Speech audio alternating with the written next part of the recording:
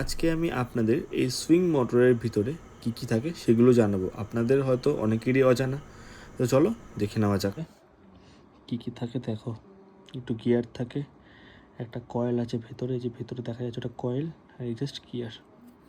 এই যে সুইং মোটরের মাথাটা, এখান থেকে ভোল্টেজ যায়, কয়েলটা ইলেকট্রোম্যাগনেটিক ফিল্ড তৈরি করে গিয়ারটাকে ঘোরায়, গিয়ারটা সুইং মোটরটাকে ঘোরায়।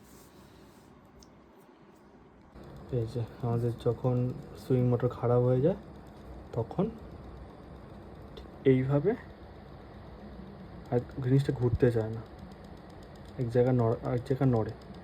এটার প্রবলেমটা হয়েছে, না রিমোটটা হাতে নেই, যখন অন করতে বলে অন করি, অফ করতে বলে অফ করবে। এই যে অফ কর, এই জিনিসটা ভাইব্রেশন হচ্ছে আর ঘুরছে না।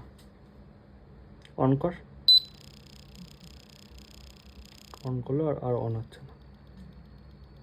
এই হচ্ছে প্রবলেম সুইং মোটরে, ঠিক এই প্রবলেমটাই হয়।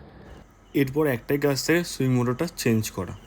আমরা সুইং মোটরটা চেঞ্জ করে দিই, নতুন লাগিয়ে দিই, আবার পুরো ঠিকঠাক আগের মতো চলে।